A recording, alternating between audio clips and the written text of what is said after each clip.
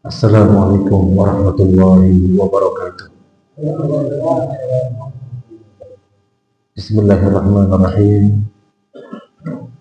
Alhamdulillahi rabbil alamin. Wa bihi nasta'inu ala umuri dunya waddin. Wassalatu wassalamu ala asyrafil anbiya'i wal mursalin wa ala alihi wa sahbihi ajma'in. Wala hawla wala quwwata illa billahil aliyyil azim. Wala hawla wala quwwata illa billahil aliyyil azim. Wala hawla wala quwwata illa billahil aliyyil azim.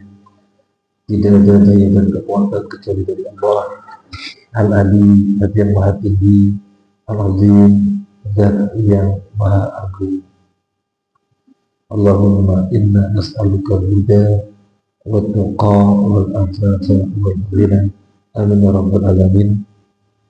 Nabi sallallahu alaihi wasallam bersabda kepada Aisyah radhiyallahu anha, ajruki hasba nasibiki.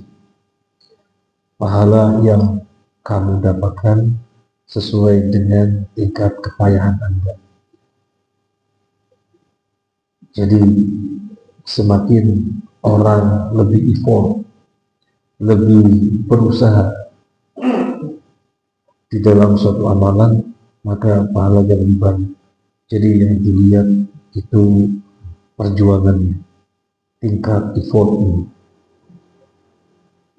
Dan malam hari ini mendung-mendung mau hujan, sehingga ke masjid apa enggak, kalau benar-benar hujan kan boleh enggak ke masjid, tapi kita tetap mengadakan majelis ilmu dan memantapkan diri, melangkahkan kaki kita ke masjid, maka semoga pahalanya lebih besar karena ada perjuangan yang lebih. Sekarang kita lanjutkan ayat 95. Ayat 94 sudah selesai, sekarang 95. 96 ya.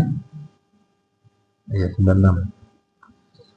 A'udzu billahi minasyaitonir rajim. Walaqad arsalna Musa biayatina wa sultanin mubin. Dan dulu kami telah mengutus Musa dengan tanda-tanda kekuasaan kami dan bukti yang nyata. Barakallahu fiik. Walaqad arsalna, dan sungguh kami telah mengirim, mengutus. Arsala yursilu, mengutus. Dan sungguh kami telah mengutus Musa, Nabi Musa, bi ayatina, dengan ayat-ayat kami, wasultanin, dan kekuasaan mubin, yang nyata. Apa diterjemahkan situ?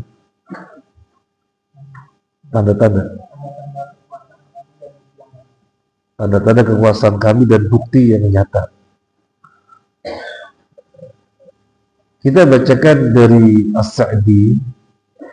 Walaqad arsalna Musa bi ayatina adala ala sidqi maja'abihi kal asa wal yad wa nahwihi. Allah mengutus Nabi Musa alaihissalam dengan bukti-bukti, ayat-ayat yang menunjukkan benarnya apa yang dia bawa, benarnya apa yang dia dakwahkan. Di antaranya adalah tongkat. Tongkat dilempar jadi ular. Juga tangannya dimasukkan ke dalam saku, dikeluarkan bercahaya. Dan yang lainnya, allati ajraha Allahu ala yaday Musa alaihissalam, yang Allah jalankan pada Nabi Musa alaihissalam. Ini namanya ayat-ayat, tanda-tanda yang nyata bahwasanya Musa benar adanya, yang dibawa benar adanya. Wasultanin mubin, dan kekuasaan yang nyata. Apa tafsir daripada kekuasaan? Karena sultan namanya kekuasaan. Sampai orang raja yang berkuasa disebut sultan. Karena berkuasa, maka dia disebut sultan. Nah, apa tafsirnya sultan? As-Sa'di mentafsirkan hujjah dhahirah bayyinah. Hujjah, argumentasi yang gamblang, yang kuat. Zaharat zuhur syamsi, yang terang benderang seperti sinarnya matahari. Artinya argumentasi hujah yang sangat kuat sekali betapa Musa itu benar dan yang dibawa adalah hak. Ini tafsir As-Sa'di. Kemudian di dalam tafsir Al-Wasit disebutkan wasummiya dzalika sultanan li'anna sahibal hujjah wal quran ala ma yad'i yakharu wa yahlibu man la hujjata wala burhan. Kenapa bukti-bukti yang nyata, argumentasi-argumentasi yang kuat, hujah-hujah yang balighah disebut dengan sultan? Kenapa? Sultan artinya kekuasaan, sultan artinya raja. Kenapa alasan argumentasi hujah-hujah disebut dengan sultan? Soalnya orang yang memiliki argumentasi kuat, orang yang ada padanya bukti-bukti itu benar-benar mengalahkan di depannya, menguasai di depannya. Jadi seperti raja yang dengan kekuasaannya bebas sekehendaknya mengalahkan orang-orang tidak punya kekuasaan. Nah, mereka yang tidak ada hujah, mereka yang tidak ada alasan, seperti orang yang tidak punya kekuasaan. Sementara Nabi Musa yang ada hujah, ada ayat-ayat, seperti orang yang punya kekuasaan, yang menguasai mereka sepenuhnya, karena mereka nggak ada bukti-bukti yang membantah dari Nabi Musa. Mereka tidak punya hujah-hujah yang membatalkan kebenaran Nabi Musa. Nah itu kenapa disebut sultan. Kenapa disebut sultan? Karena kalau sultan diterjemahkan apa adanya, seperti umumnya ungkapan sultan raja, gimana Nabi Musa dikirim dengan ayat-ayat dan kekuasaan? Nabi Musa tidak dikirim dengan kekuasaan. Oh, rupanya dalil-dalil bukti-bukti itu disebutkan dengan sultan karena dia mengalahkan apapun di depannya yang tidak ada hujah, tidak ada alasan. Itu tafsir Al-Wasit. Kemudian yang berikutnya ayat 97. Ya, 97. Ila fir'auna wa mala'ihi fattaba'u amra fir'aun wa ma amru fir'auna birasyid. Pada Fir'aun dan para pemuka kaumnya, tetapi mereka mengikuti perintah Fir'aun, padahal perintah Fir'aun bukanlah perintah yang benar. Barakallahu fiik. Ila fir'auna, Nabi Musa diutus oleh Allah dengan ayat-ayat dan sultan, kepada siapa? Kepada Fir'aun dan para pembesarnya. Kepada Fir'aun wa mala'ihi dan para pembesarnya. Fattaba'u, maka mereka mengikuti amro Fir'aun, perintah Fir'aun. Wa ma amru Fir'aun birasyid, padahal tidaklah perintah Fir'aun, padahal tidaklah perkara Fir'aun rasyid, lurus, benar. Tapi pemuka-pemukanya pembesarnya pada ngikutin. Fir'aun itu apa? Fir'aun kullu man hakama Misra yusana Fir'aun. Fir'aun itu sebutan raja Mesir, namanya Fir'aun. Waladhi dzukira huna kama qala Ibnu Ishaq wa ghairu ismuhu Walid bin Mus'ab Abu Royan. Fir'aun atau raja yang berhadapan dengan Nabi Musa, namanya aslinya adalah Walid bin Mus'ab Abu Royan. Tapi jangan bilang masalah Fir'aun ya. Walid bin Mus'ab Abu Royyan. Ini nama aslinya, raja yang berhadapan dengan Nabi Musa. Dipopulerkan dengan Fir'aun karena raja Mesir sebutannya Fir'aun. Aidon di zaman Yusuf ismu Fir'aun. Sebagaimana di zaman Nabi Yusuf raja di zaman Nabi Yusuf yaitu raja Mesir yang disebut Fir'aun juga. Karena kullu man hakama al-Farsa yusama Kisra. Sebagaimana raja Persia disebut dengan Kisra. Siapapun raja Persia sebutannya Kisra. Wa kama kullu man hakama Rum sama Qaisar. Sebagaimana orang yang menguasai atau raja di Romawi namanya Qaisar. Biasanya yang populer apa? Kaisar. Wa kullu man hakama di Yaman Tubba. Raja di Yaman namanya Tubba. Raja di Yaman namanya Tubba.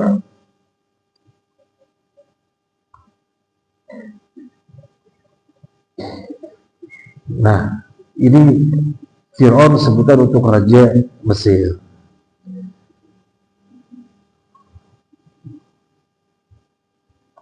Di dalam tafsir Al-Wasit, fattabau amra Fir'aun wa ma amru Fir'aun bi rasyid. Walam yakul fattabau amra litashhiri bihi wal i'lan an damihi alladhi saraha bihi fi qouli subhanahu wa ta'ala wa ma amru Fir'aun bi rasyid. Jadi ini dalam tafsir Al-Wasit memperhatikan sisi redaksi. Ya, sebelum kita membaca tafsirnya, kita juga sempat kerentak. Kok begini ya? Coba kita perhatikan. Ila Fir'auna wa malaihi fattaba'u amru Fir'aun. Fattaba'u amru Fir'aun. Wa ma amru Fir'auna birasyid. Mereka mengikuti Fir'aun. Dan tidaklah perkaranya Fir'aun itu benar. Dalam bahasa Indonesia itu begini, kebiasaan dalam bahasa Indonesia, dalam bahasa Arab juga sama, dalam hal ini sama. Mereka mengikuti Fir'aun padahal urusannya ngawur. Mereka mengikuti Fir'aun padahal urusannya sesat, kan begitu urusannya. Karena baru saja menyebut Fir'aun, maka ketika menyebut yang berikutnya bukan menyebut Fir'aun lagi, tapi menyebutnya kata ganti, yaitu nya. Mereka mengikuti Fir'aun dan urusannya itu sesat. Mereka mengikuti Fir'aun padahal perkaranya itu ngawur. Kan mesti begitu. Nah, dalam bahasa Arab yang biasanya juga seperti itu semestinya berdasar kebiasaan. Kata tafsir Al-Wasit, fattabau amra Fir'aun wa ma amruhu. Itu seperti biasanya begitu. Fattabau amra Fir'aun wa ma amruhu birasyid. Itu seperti biasanya begitu. Tapi di sini tidak menyebutkan Fir'aunnya disebut lagi. Fattabau amru Fir'aun, fattabau amra Fir'aun wa ma amru Fir'auna birasyid. Jadi Fir'aun disebut lagi tanpa dengan kata ganti, tidak dengan kata ganti. Kalau dalam bahasa Indonesia, mereka mengikuti Fir'aun padahal perkaranya Fir'aun sesat. Jadi padahal perkaranya sesat, tidak gitu. Padahal perkaranya sesat. Kenapa mesti diulangi lagi Fir'aunnya, tidak menggunakan kata ganti, ditashhir bihi wal i'lan an dammihi. Jadi untuk mempopulerkan, untuk mengumumkan secara kuat betapa tercelanya Fir'aun. Nah, itu maknanya. Sehingga tidak digunakan kata ganti, tapi diulangi lagi penyebutannya. Jadi untuk mempopulerkan dan mengumumkan secara kuat betapa Fir'aun itu sangat tercela. Sangat tercela. Sekarang kita lanjutkan ayat 98. A'udzu billahi minasyaitonir rajim. Yaqdumu qaumahu yawmal qiyamati fa'aradahum nar wa bi'sal wirdul mawrud. Dia Fir'aun berjalan di depan kaumnya di hari kiamat, lalu membawa mereka masuk ke dalam neraka. Neraka itu seburuk-buruk tempat yang dimasuki. Barakallahu. Yaqdumu qaumahu, dia memimpin kaumnya. Yaumal qiyamati, pada hari kiamat. Fa'aradahum, lalu dia memasukkan mereka an-naro, ke dalam neraka. Wa bi'sal wirdul mawrud, neraka adalah seburuk-buruknya tempat yang didatangi. Seburuk-buruknya tempat yang didatangi. Maurud, ini kosakatanya. Kita bacakan dari tafsir At-Tabari. Yaqdumu qaumu yaumal qiyamah fa'aradahumun nar wa bi'sal wirdul mawrud. Yaqdumu Fir'aun qaumahu yaumal qiyamah yaquduhum. Yang dimaksud dengan yaqdumu artinya memimpin mereka. Fir'aun memimpin mereka. Fayudhibul nar, memimpin mereka, membawa mereka menuju mana? Memimpin mereka, membawa mereka menuju neraka. Hatta yuriduhumuha, hingga mereka masuk semuanya. Wa yuslihim sa'iraha, Fir'aun memasukkan mereka ke dalam nyalanya api. Wa bi'sal wirdu alladhi yaridunahu, seburuk-buruknya tempat masuk yang didatangi, seburuk-buruknya tempat masuk yang dimasuki. Ini di dalam tafsir At-Tabari. Yang paling pokok adalah yaqdumu qaumahu. Yaqdumu kan di depan. Yaqdumu qaumahu, Fir'aun berjalan di depan kaumnya. Maksudnya yaquduhum, maksudnya memimpin mereka, membawa mereka menuju mana? Menuju neraka. Ayat ini menunjukkan pada hari kiamat manusia nanti dikelompok-kelompokkan sesuai dengan kelompoknya. Ada dikelompokkan dengan Nabi dan para sahabat.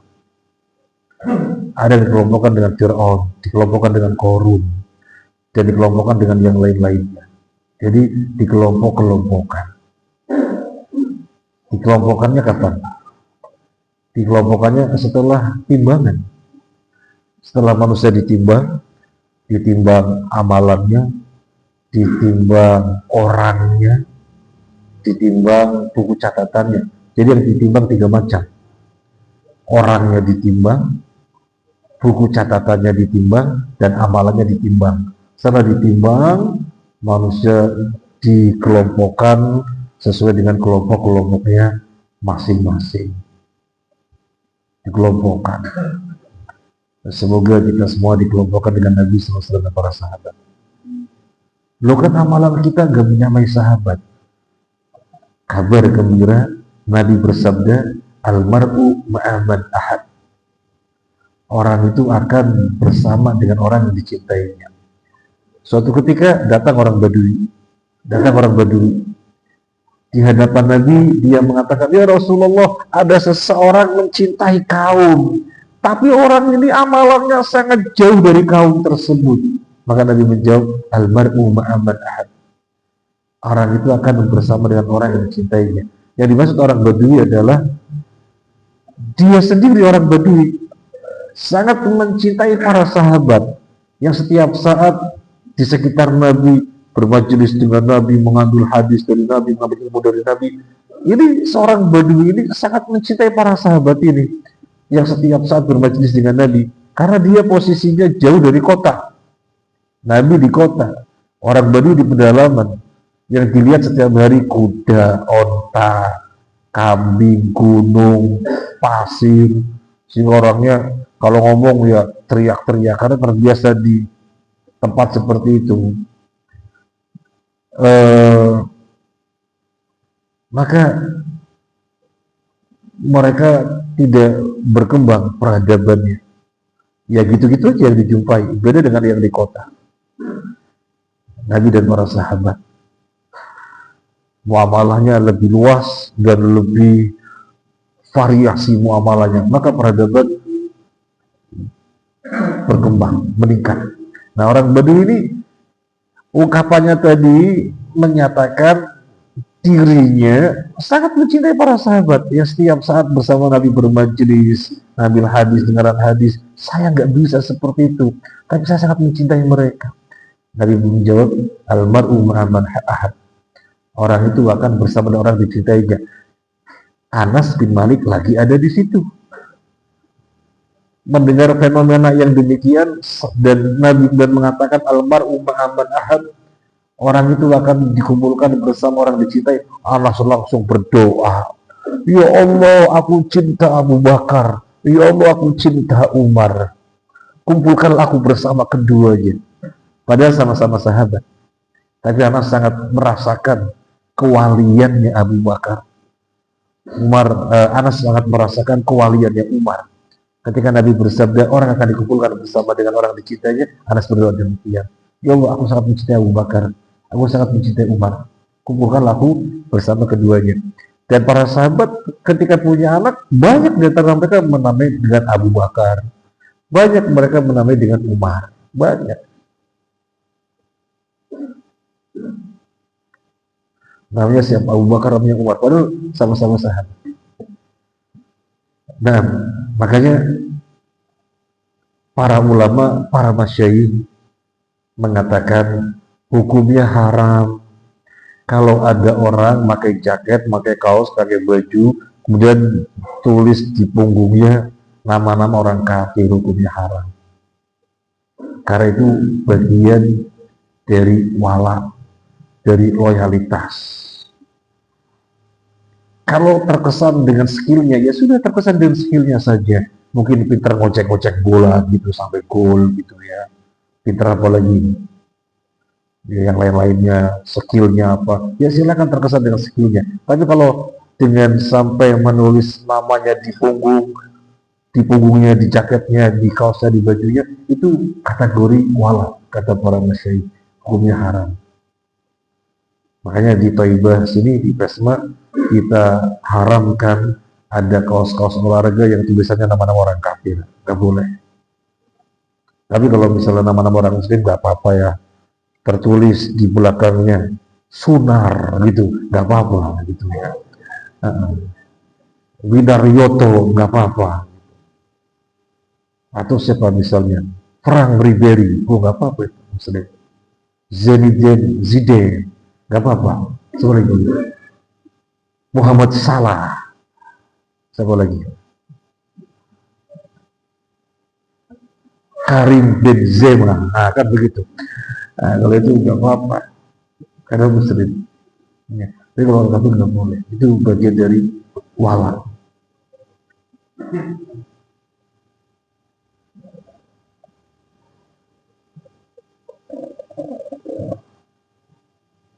Tentang dikelompokkannya orang sesuai dengan kelompoknya, ini di antara dalil.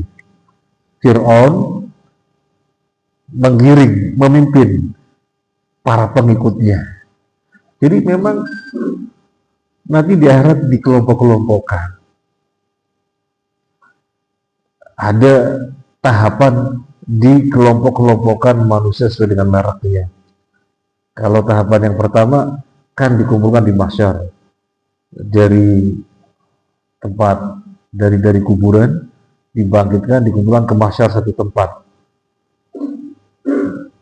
Buminya bumi yang sama sekali gak ada naik turun, gak ada gelombang, rata, sepenuhnya rata. Dalam surat Toha ada demikian ya.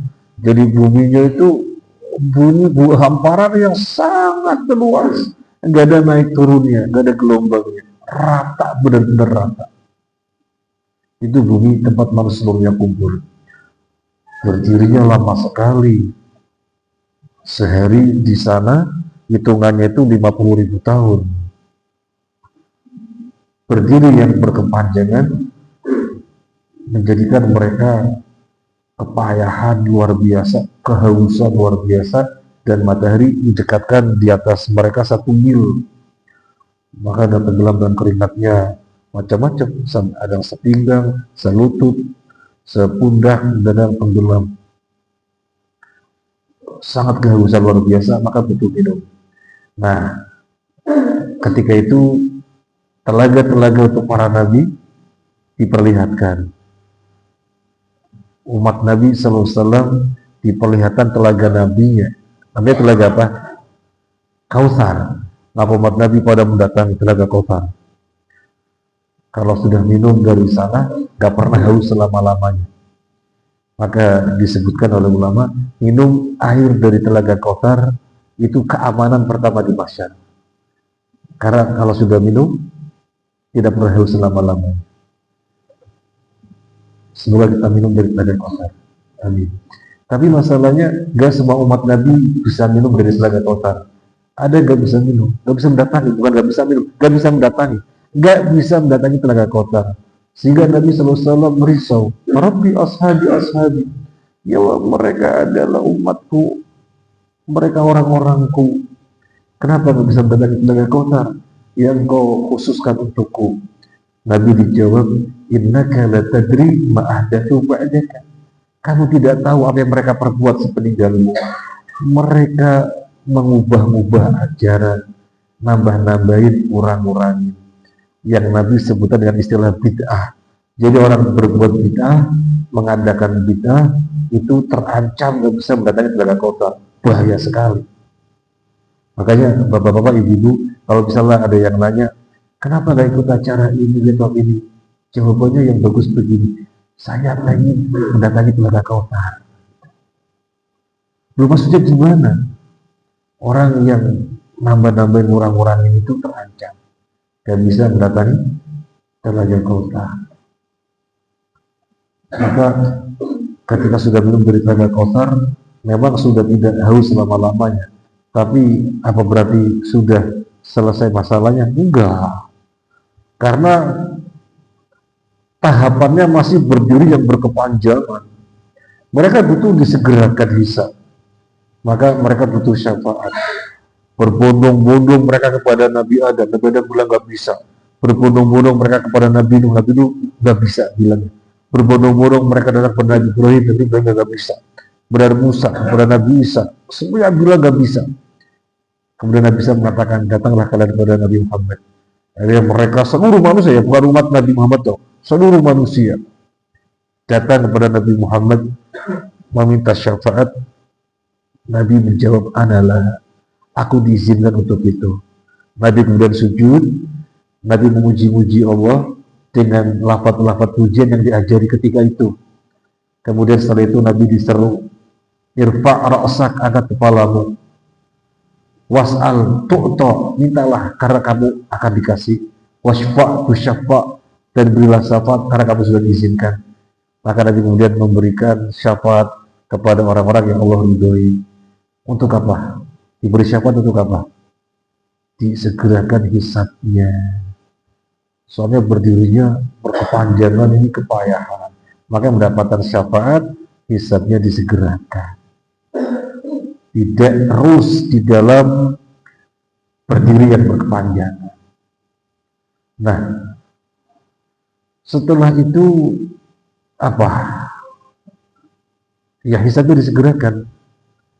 Hisab yang pertama diperlihatkan amalan. Diperlihatkan amalan. Belum dibagi buku catatan. Ini bagian hisab yang pertama. Atau hisab pertama adalah diperlihatkannya amalan. Maka semuanya melihat amalannya. Ketika itu terjadi saling menyalahkan, saling membela diri, termasuk menyalah-nyalahkan setan. Dan setan nggak mau disalah-salahkan.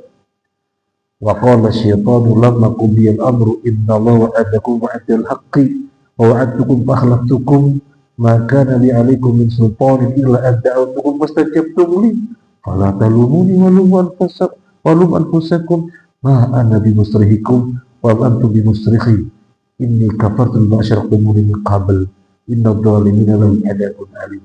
Jadi setan nggak mau disalah-salahkan. Setan mengatakan, wa qala syaitanu lamma qudiyal amru inna wa'adakum wa'dal haqqi. Allah telah berjanji kepada kalian dengan janji yang hak. Aku juga berjanji kepada kalian. Tapi kan aku gak punya kekuasaan atas kalian. Illa an da'utukum fastajabtum li. Aku cuma ngajak-ngajak saja. Kenapa kalian ikut? Tuh, nggak mau disalahin. Kan aku cuma ngajak-ngajak toh. Kenapa kalian ikut? Nah ini ketika ditambahkannya amalan, masih saling membela diri, saling menyalahkan. Nah kemudian buku catatan diamalah. Di bagian ini hisab yang kedua. Buku catatan dibagikan. Ketika buku catatan dibagikan, sudah nggak ada saling menyalahkan, nggak ada saling membela diri. Yang dilihat di catatannya itulah yang diperbuat dan diucapkan selama di dunia. Sudah, yaitu sudah, nggak ada saling menyalahkan. Nah setelah dibagikan buku catatan apa? Ditimbang. Setelah ditimbang, manusia dikelompok-kelompokkan sesuai dengan kelompoknya. Kemudian ketika dikelompok-kelompokkan sesuai dengan kelompoknya, setelah itu dibentangkan kegelapan. Gelap sekali. Gelap sekali. Ketika belum dibentangkan kegelapan, orang-orang munafik itu masih nimbrung dengan orang muslim. Masih nimbrung. Begitu dibentangkan kegelapan, sudah mereka terpisah. Dan Allah pasang dinding yang memisahkan mereka. Yang memisahkan orang munafik dari orang-orang muslim.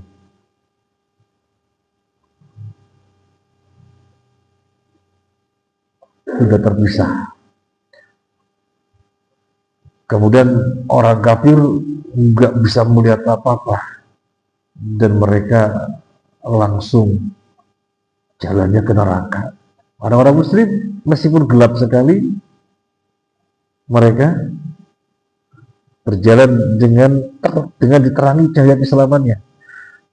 Cahaya keislamannya yang menerangi mereka hingga sampai ke sirat. Dan kata Syekh Utsaimin, cahaya muslim itu yang menerangi dirinya pada hari kiamat semakin redup dengan kezaliman yang diperbuat. Beliau membawakan hadis, az-zulmu zulumatun yaumal qiyamah. Kezaliman itu adalah kegelapan pada hari kiamat. Az-zulmu zulumatun yaumal qiyamah. Maka jangan berbuat zalim. Nanti cahaya kita jadi redup. Naudzubillah. Nah, selama sampai di sirat yang lewat pertama kali Nabi SAW dan Nabi berdoa, Allahumma sallim. Ya Allah selamatkanlah. Maka Nabi lewat, disusul umatnya. Ada yang cepat sekali seperti kilat, nyampe sudah kayak kilat. Ada yang lari kencang sekali seperti orang naik kuda, naik kendaraan. Ada yang lari kencang, ada yang berjalan cepat, ada yang berjalan biasa. Ada yang merangkak tapi selamat melewati sirat. Ada yang merangkak jatuh ke neraka. Yang jatuh berarti siapa? Muslim yang mampir dulu ke neraka. Waliyadzubillah. Nah setelah selamat melewati sirat, mereka ada di kontoroh yang berikutnya. Tadi para ulama terjadi perbedaan pendapat, kontoroh itu apa? Kontoroh itu apa tersendiri? Apa masih lanjutannya sirat, ujungnya sirat namanya kontoroh, atau bukan ujungnya sirat tetapi tempat tersendiri. Terlepas dari perbedaan pendapat, intinya di situ kaum muslimin dikarantina sehingga tidak ada hasad sama sekali, dan masuk surga tidak ada hasad. Para jamaah rahimahullah, kembali kepada ayat 98 ini. Jadi Fir'aun akan membawa pengikutnya, memimpin pengikutnya, di mana pada hari kiamat nanti manusia dikelompok-kelompokkan sesuai dengan kelompoknya. Dan disebutkan di dalam surat As-Saffat yang menunjukkan demikian juga. Uhyurul ladzina dzalamu wa azwajahum wa ma ya'buduna min dunillah fahdu ila siratil jahim. Uhyurul ladzina dzalamu wa azwajahum. Kumpulkanlah orang-orang zalim dan orang-orang yang semisalnya. Jadi orang-orang itu dikelompokkan sesuai dengan kelompoknya. Mereknya apa? Maka sesuai dengan mereknya sama, yaitu sesuai dengan mereknya. Kalau mereknya modelnya model seperti Fir'aun, ya berarti sama seperti Fir'aun. Kalau mereknya modelnya seperti Korun yang terfitnah dengan hartanya, ya nanti dikumpulkan seperti Korun. Semoga kita bersama Nabi dan para sahabat. Amin ya rabbal alamin. Ini bisa kita sampaikan, semoga bermanfaat sampai ayat 98. Terima kasih banyak. Mohon maaf atas hal-hal yang kurang berkenan. Subhanakallahumma wa bihamdika asyhadu an la ilaha illa anta astaghfiruka wa atubu ilaik. Assalamualaikum warahmatullahi wabarakatuh.